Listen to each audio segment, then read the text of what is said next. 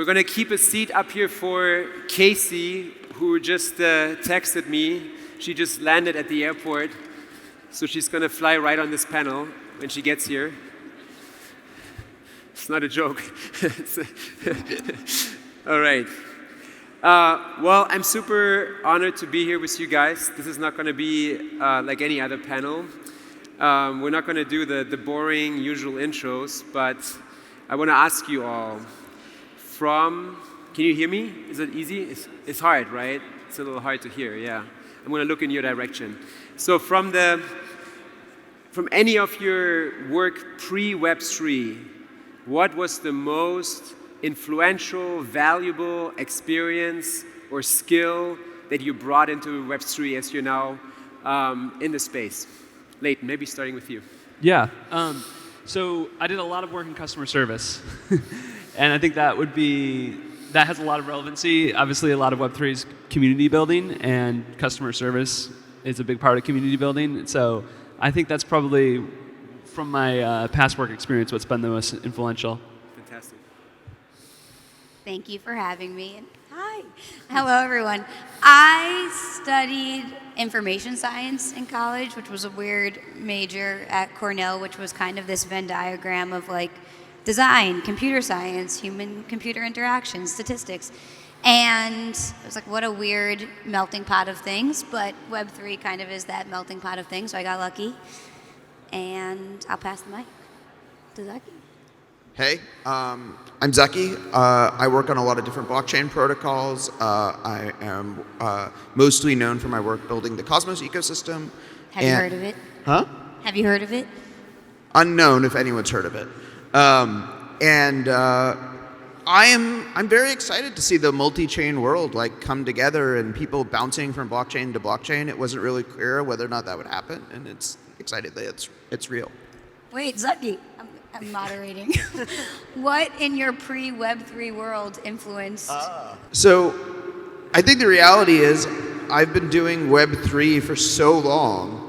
I don't even remember, like the stuff I did pre-Web3 was all biotech stuff that like I don't even really like. I don't have any context. I've been working on Web3 stuff for 7 years, so I don't even remember what the pre-Web3 world was like. That's a good answer. So yeah, for my part, I used to be a quantitative algorithmic trader. So I think like maths and finance were pretty obvious in decentralized finance in today. And I started my career in machine learning. So always been mathematics and physics and coding. So smart contracts and Web3 is kind of obvious for me.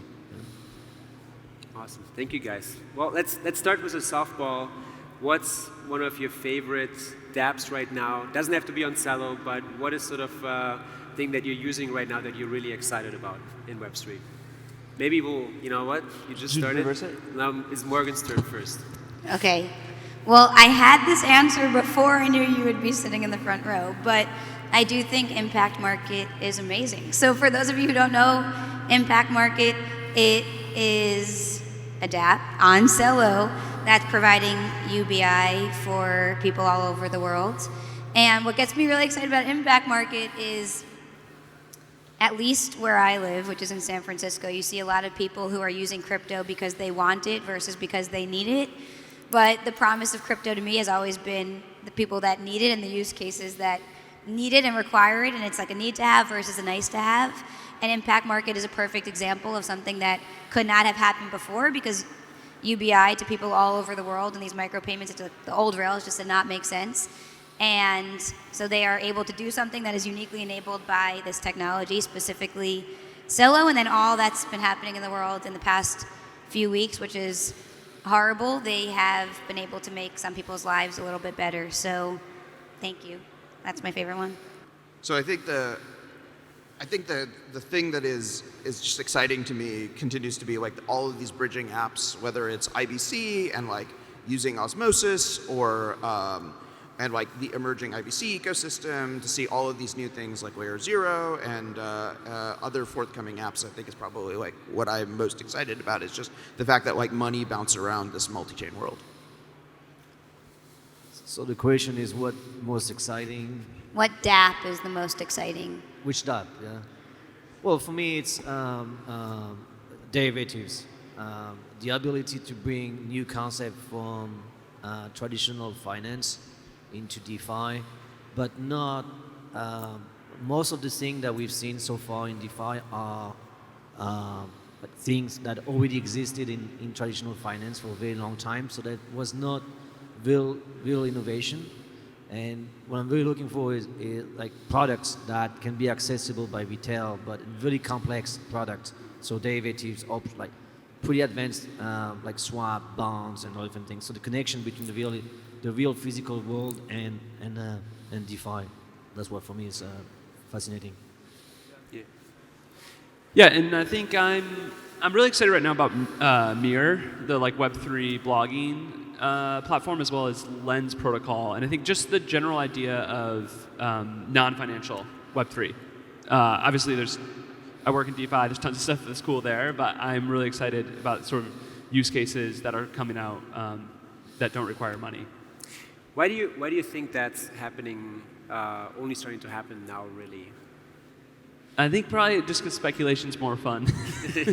So I think that's like a lot of the infrastructure gets built around that. Yeah. But now that a lot of people have wallets and they're onboarded, we can start saying, oh, we can own other things than just tokens that represent assets. We can own our data. We can own our blog posts, our social media, et cetera. Totally. Julian, what you said really resonates with me as well. One of my first jobs was at Morgan Stanley in fixed income capital markets, and I always felt a little bit bad because the products we were structuring were only really accessible to big companies, big customers, right? And if you're a small company that's doing cross-border commerce, like good luck calling your local banker and getting a cross-currency swap or even getting fair pricing on that. And so in a big way, I see the liquidity that's been built on chain in DeFi as an enabler also for these more advanced financial products, which actually serve real-world use cases, and so I'm with you on that. I think I'm paraphrasing a little bit what I thought I heard you saying. So, and then quick shout out, Zaki. You're later on today at the interoperability panel, so for folks interested in interoperability, don't miss that. And Leighton, I think you're on stage to talk more about Pool Together, which is one of my favorite dApps right now. Yeah. So yeah, awesome. So next, the next one is we're getting a little bit more, get a little bit more in the weeds here, maybe into the conversation.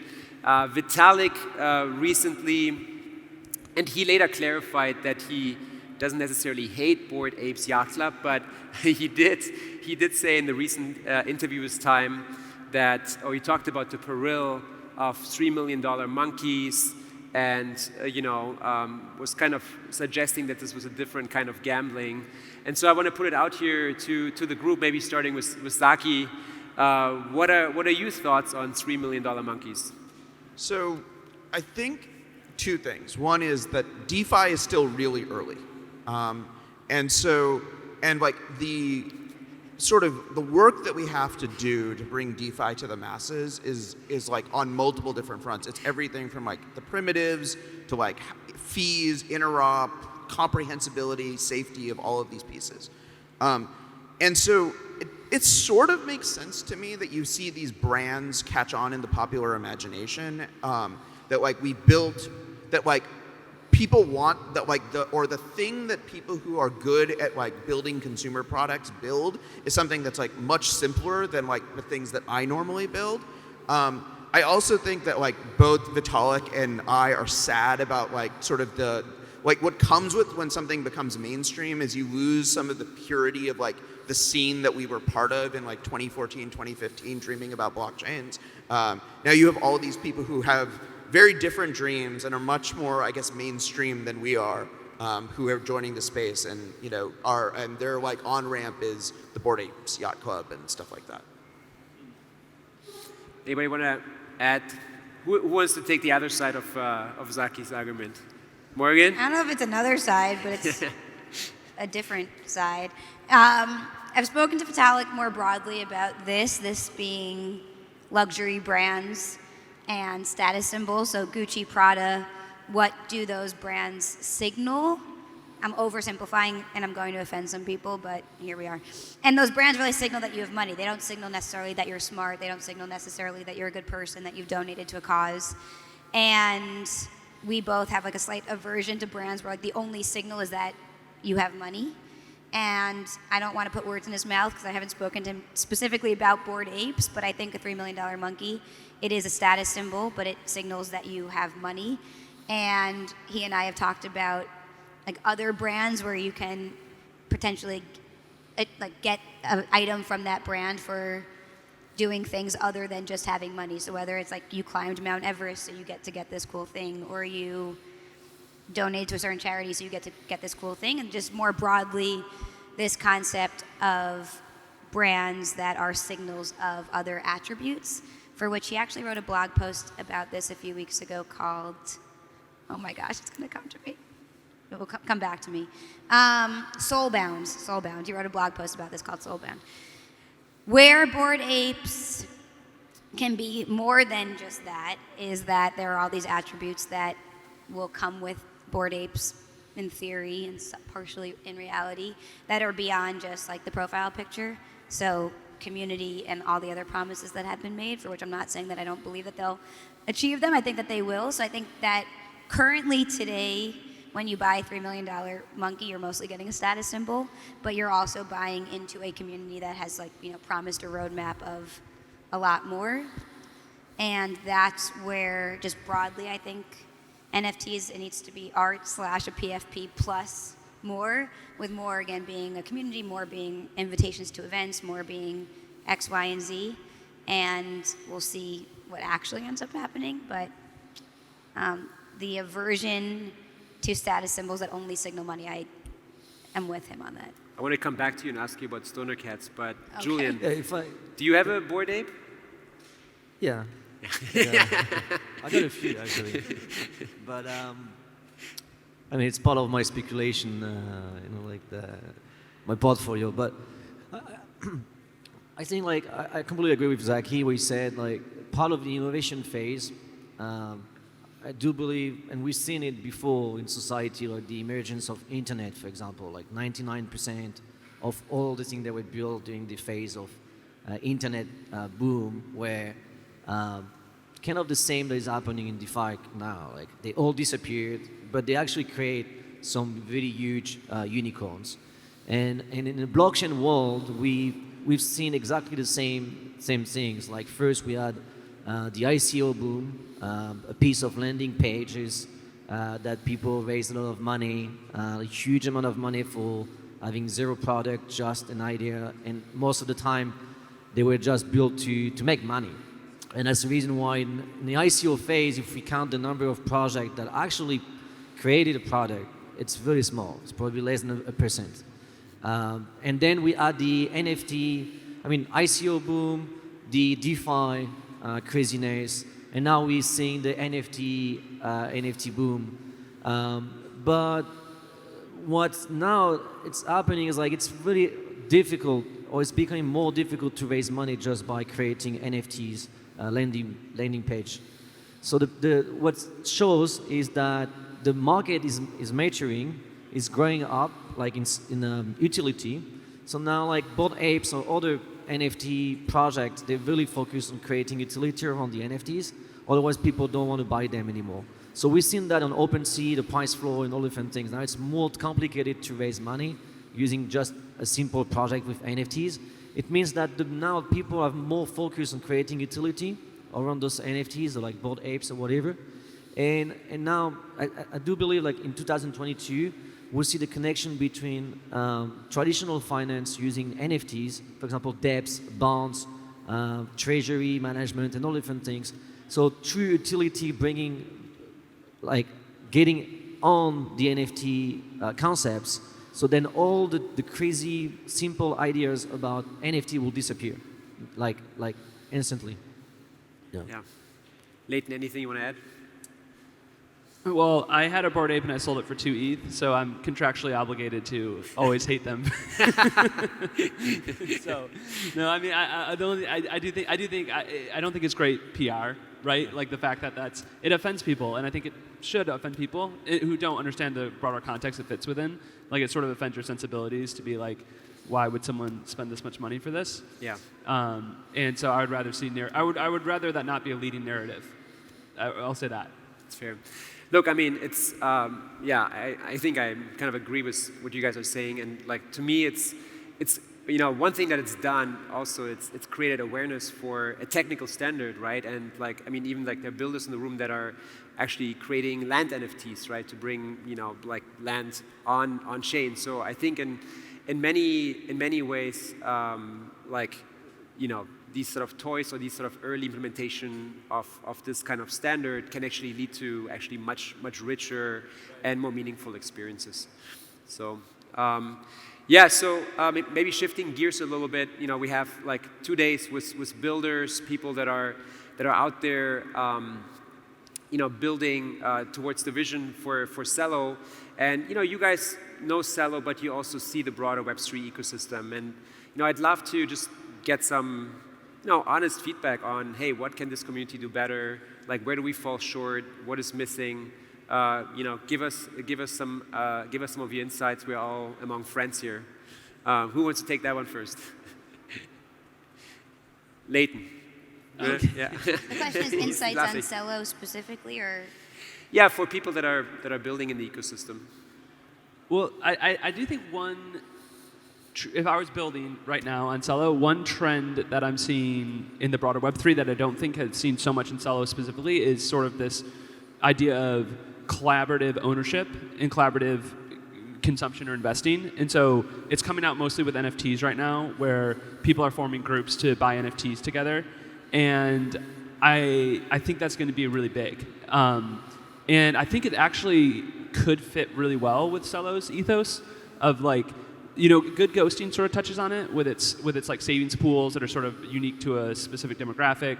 Pool Together sort of touches on it, but I don't see anyone in Cello right now, in the Cello ecosystem, tackling like tools to help people collaboratively own something, collaboratively invest in something, and I think that's just a super important financial primitive. And so that's not a critique. That's more just like hey, if I was a builder looking at things to build in the Cello ecosystem, I would look in that direction. So I'll let others speak to maybe critiques. That's awesome. Well, what gets me excited about Cello is what I mentioned about impact market, where I don't think you had a chart on this, and I'm not sure how you can have a chart on this, but just generally like percentage of users who need it versus want it seems higher.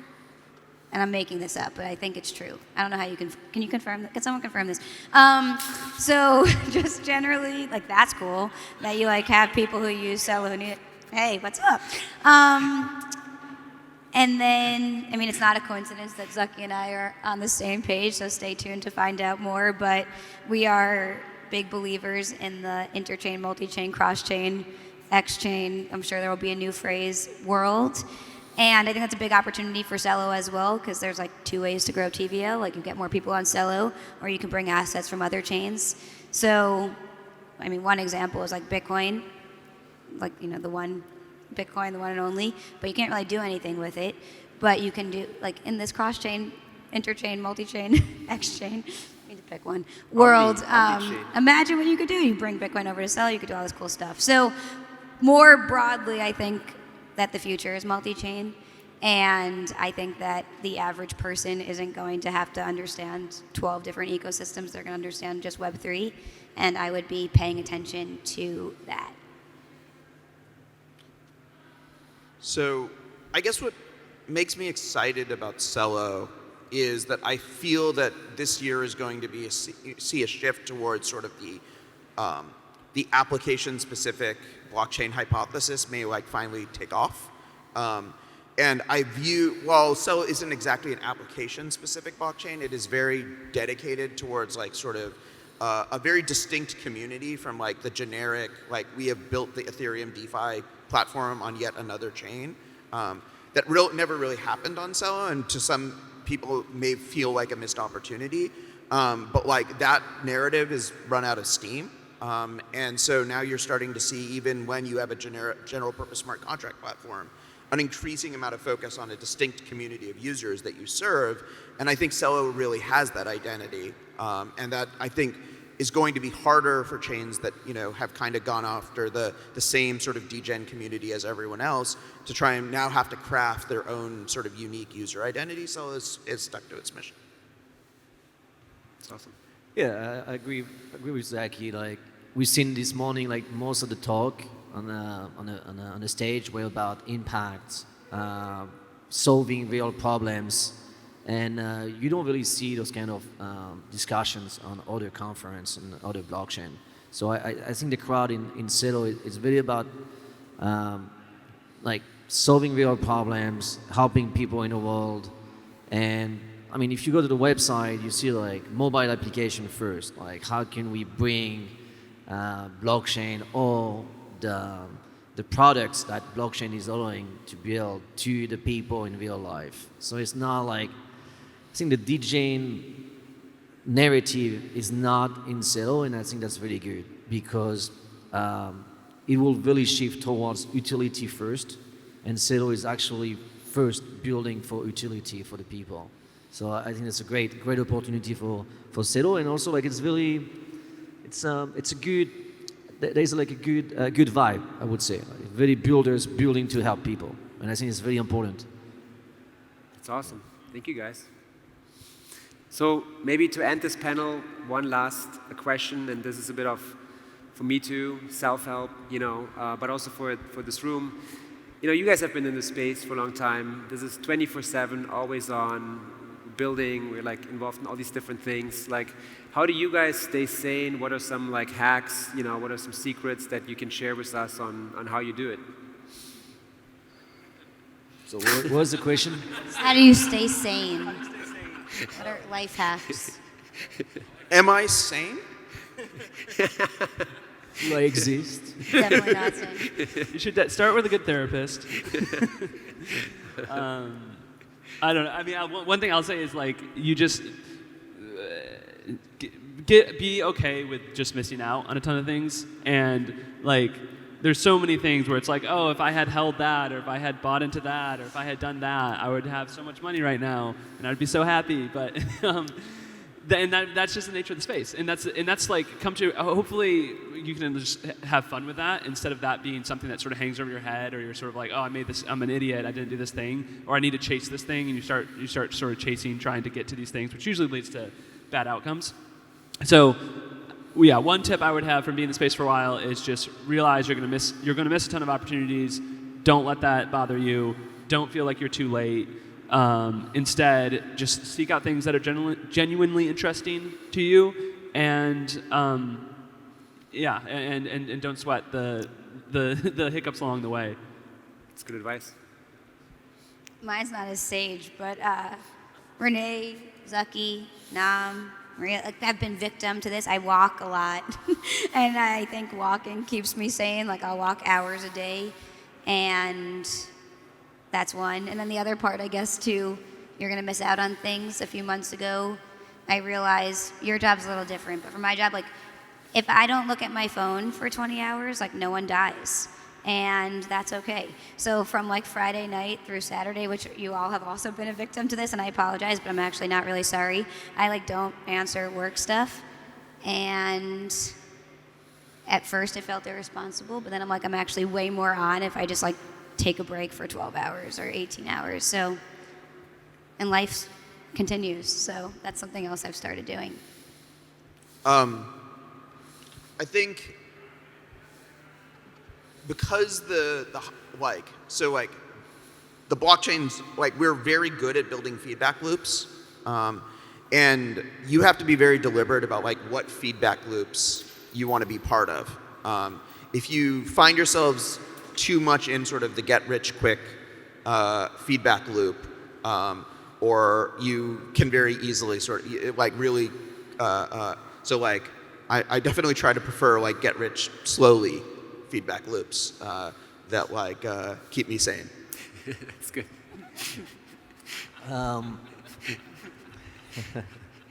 So yeah, for myself, I've been in the space for very long time. I celebrate my 10 years anniversary last year. I went to Mt. Gox story, the DAO, and then I saw the nascence of, for example, Cosmos. Remember like Game of Stake? So I know Zaki from the early days of Cosmos. Like, I almost died in the Game of Stake in Cosmos. Like, he's now like people are like, "Hey, do you know Cosmos?" I'm like, "Dude, like I was there in the early days," and I saw the like paradigm getting built. I saw the first pull request from Pull Together in Denver. So I've been there for a very long time, and yeah, I would lie if I said that sometimes it's not difficult. And I think it's difficult because if you pay too much attention from the naysayers, people that are telling you this is not possible, or people that their job is to FUD. And I think Twitter and Telegram, they're really toxic places if you really pay too much attention.